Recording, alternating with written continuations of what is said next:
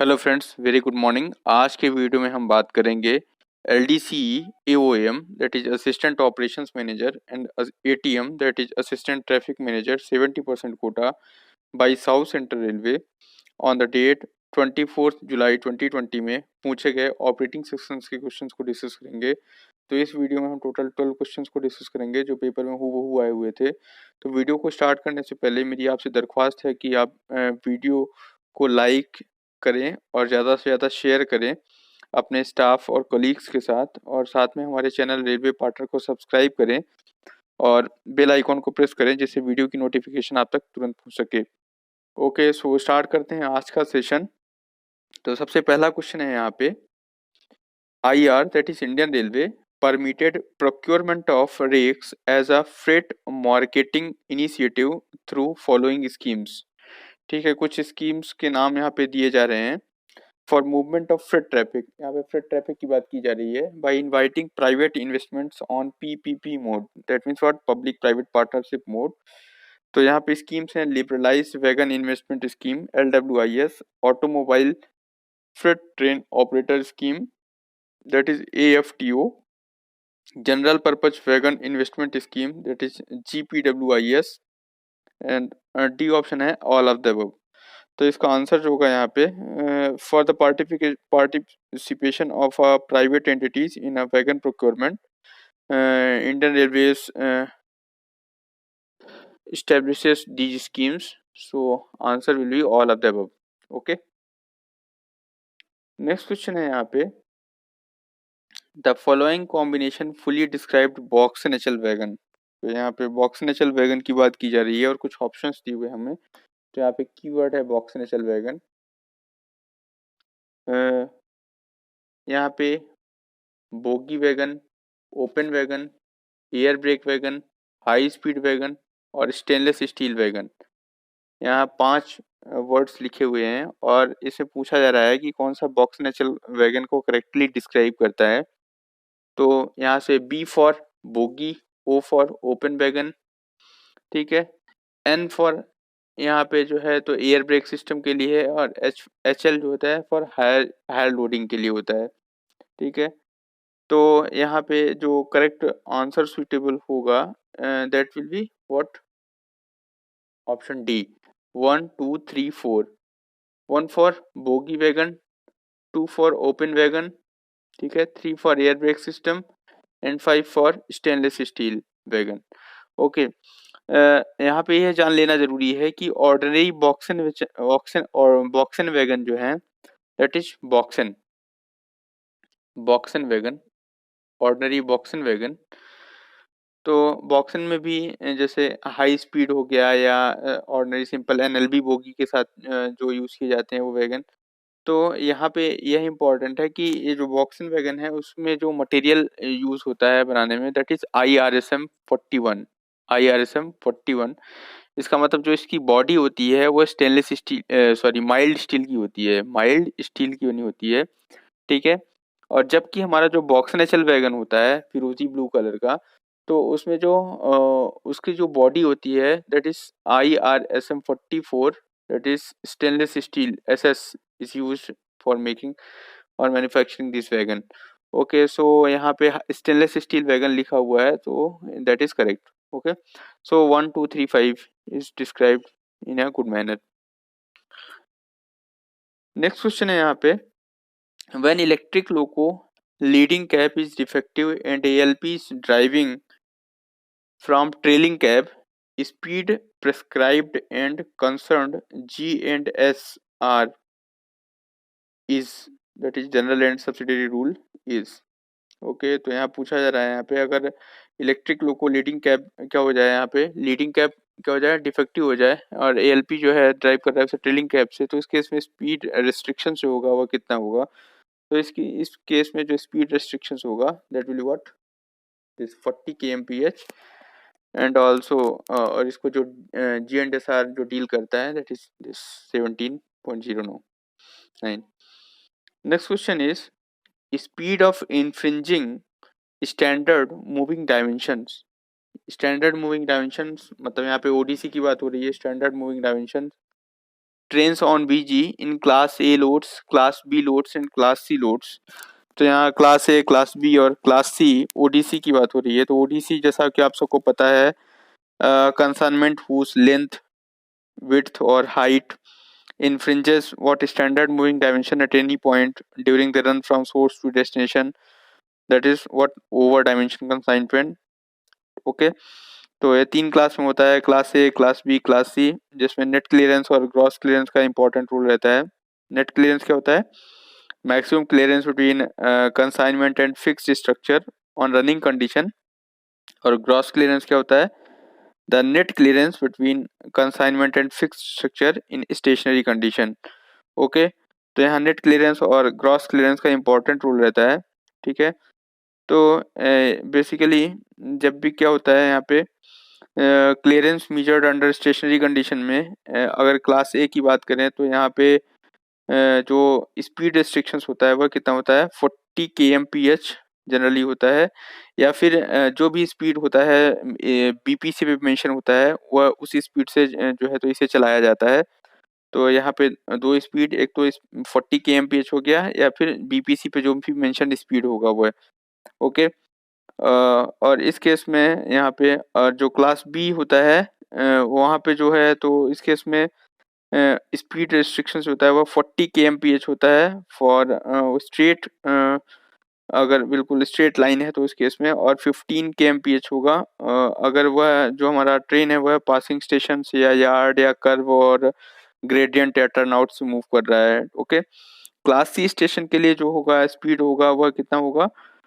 25 kmph in straight lines, और जो 8 kmph का स्पीड होगा जब अगर वह पासिंग स्टेशन से यार्ड, कर्व, ग्रेडियंट, टर्नआउट से मूव कर रहा है।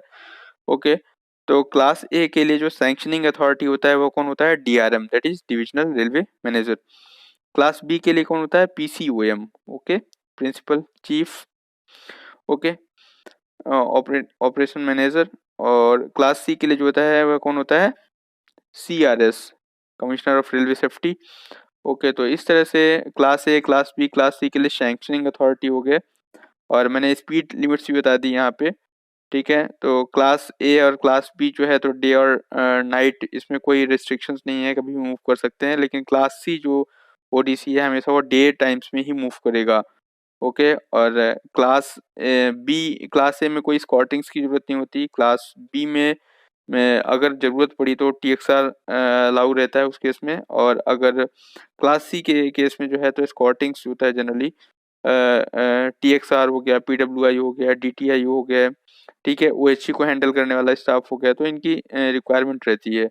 ओके, तो इस तरह से जो है तो हमारा जो स्टैंडर्ड मूविंग डायमेंशन है यहाँ पे वह कितना रहेगा?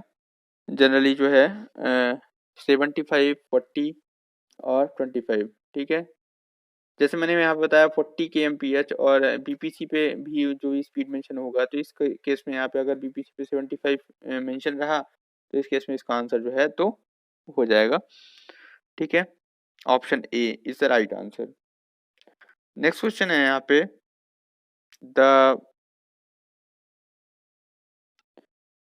the prescribed code of accident siren to be used when accident occurred at out station। यहाँ बात कराया जा रहा है एक्सीडेंट कहाँ पे हुआ है? आउट स्टेशन पे। ठीक है, एक्सीडेंट सायरन यानी हूटर की बात हो रही है यहाँ पे।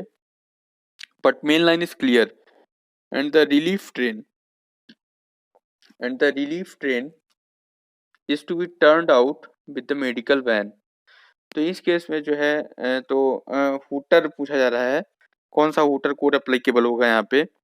तो इस केस में जो एप्लीकेबल हूटर कोड्स होगा, ऑप्शन है 3 long and 1 short, option B is 4 long 1 short, option C is 2 long 1 short, and option D is none of the above. ठीक है, तो इस केस में जो होगा वह 3 long 1 short, 3 long 1 short footer code जो है तो एप्लीकेबल होगा। Okay, next question is question number 6 पूछा जा रहा है यहाँ पे, allowed time to complete GLP. Okay, that means what? Guard loco pilot check. Okay, या जीडीआर भी इसको बोलते हैं, गार्ड ड्राइवर चेक जो होता है। allowed time to complete GDR check or GLP check of a rake consisting of 59 plus 1 wagon when the train is ordered without guard, है ना? तो यहाँ पे विदाउट गार्ड की बात हो रही है यहाँ पे, when the train is ordered without guard. Okay, तो इस केस में जो है तो यहाँ पे जो GTR चेक होगा उसका जो प्रिस्क्राइब टाइम होगा that is 60 minutes. Okay, next question is railway budget is merged with the general budget presented by finance minister, ठीक है, विथ इफेक्ट फ्रॉम ईयर। तो सभी को पता है रेलवे बजट और जनरल बजट का मर्जर हो गया है, ठीक है, on the recommendations of our permanent NITI Aayog member and head of the committee Shri Vivek Debroy. ओके, तो इस केस में यह जो इफेक्ट में आया है कब से आया, 2016-17, that is 2016-17। Okay, next question is anemometers are installed to measure the, ठीक है, कीवर्ड्स हैं एनीमोमीटर, बहुत इंपॉर्टेंट है, सबको पता है खैर। Option is wind velocity, option B amount of rainfall, that is rain gauge measure करते हैं, option C temperature of rails and option D is none of the above. तो इसका आंसर क्या होगा, विंड वेलोसिटी। विंड वेलोसिटी को measure करने के लिए जो है एनीमोमीटर का यूज किया जाता है। Anemometers are used for measurement of wind velocity. Okay, next question is periodicity of the mock drills prescribed in accident manuals is at least once in a, very important questions for mock drills के बारे में पूछा जा रहा है यहाँ पे, ठीक है। Option A is 1 month, a month, option B is 3 months, option C 6 months and option D is 4 months. Okay, तो यहाँ पे अकॉर्डिंग टू एक्सीडेंट मैनुअल्स के according at least once in a 3 months that mock drill should be performed. Okay, next is passing stop signal at danger, very important, SPAD case, SPAD is classified as, कौन सा जो है तो accident होगा ये पूछा जा रहा है। ऑप्शन है इस इंडिकेटिव, ये इस क्वेश्चन की जो फ्रिक्वेंसी है आने की बहुत ज़्यादा है, कई बार ये एग्जाम में देखा है मैंने इस क्वेश्चन को। Option A is indicative accident, option B is averted accident, option C is consequential train accident, option D is none of the above. ठीक है, तो कॉन्सिक्वेंशियल एक्सीडेंट्स जनरली क्या क्या है, कॉलिजन हो गया, फायर इन द ट्रेन हो गया, लेवल क्रॉसिंग हो गया, डिरेलमेंट्स हो गया, ठीक है, these are the consequential train accidents. Okay, indicative accidents generally class H type accidents होते हैं, जैसे अवर्टेड कोलिजन, ठीक है, that is class F. Okay, breach of block rules class G and class H is SPAD। Okay, so indicative type of accidents is SPAD। Okay, SPAD is a indicative type of accidents, signal passing at danger, class H. Okay, wherever engine on load, very important, यहाँ बात की जा रही है engine on load की, engine on load system is implemented, जहाँ पे भी engine on load system implemented है, the free time allowed for loading and unloading of box and rigs, यहाँ पे बॉक्स एंड रिग्स की बात हो रही है, ठीक है। बॉक्स एंड रिग्स ये वही रिग्स है जिसका जो मैन्युफैक्चरिंग होता है, जिसको बनाने में जिसकी बॉडी होती है वो है IRSM 41 मटेरियल यूज किया जाता है, that is MS mild steel, और box and HL that is IRSM 44 stainless steel. तो box and rigs is 6 hours and 6 hours, that is loading time and unloading time, और option B is 3 hours and 5 hours, option C is 4 hours and 6 hours, option D is none of the above. इसका answer क्या होगा, that is 3 hours and 5 hours। Okay, for loading and unloading of the respective rake. Next question पूछा जा रहा है यहाँ पे, BPC issued for container wagon, यहाँ पे कंटेनर वैगन बोले अगर तो किसको बोलेंगे अपन, BLC, और जो भी BLL वैगन होगा that is container wagon, BLC that is bogie low platform container wagon, BLC। Okay, तो BLC के केस में जो है पूछा जा रहा है यहाँ पे, BPC issued for container rake is valid for kilometres और डेज। तो इसके बारे में पूछा जा रहा है BPC के बारे में, ठीक है। तो बेसिकली जितने भी CC रेक्स जो हैं यहाँ पे क्लोज सर्किट रेक्स, तो all BLC rakes shall be based for intensive maintenance at a CC based depot, जो भी इसका CC बेस्ड डिपो होगा वहाँ पे इसका अच्छे से मेंटेनेंस होगा, nominated by board for the examination of container trains. All intensive examination of BLC rake shall be done in empty condition, empty condition में होगा, इसका मतलब यह है कि without containers on the wagon. Okay, and all CC rakes shall be given intensive examination at their base depot, after which fresh BPC shall be issued to these rakes, और जिसकी validity होगी वैलिड फॉर 6000 किलोमीटर और 30 days which ever is earlier. Okay, तो important है यहाँ पे 6000 kilometre और 30 days which ever is earlier. In case kilometres और नॉट लॉक्ड ऑन बीपीसी, अगर किलोमीटर्स यहाँ पे लॉक्ड ऑन नहीं है तो the validity of the BPC shall be for 15 days only. 15 days only from the date of its issue. Okay, the rake shall be returned back to its base depot within the validity of BPC. So यहाँ पे the name of the base depot shall be clearly mentioned on the BPC.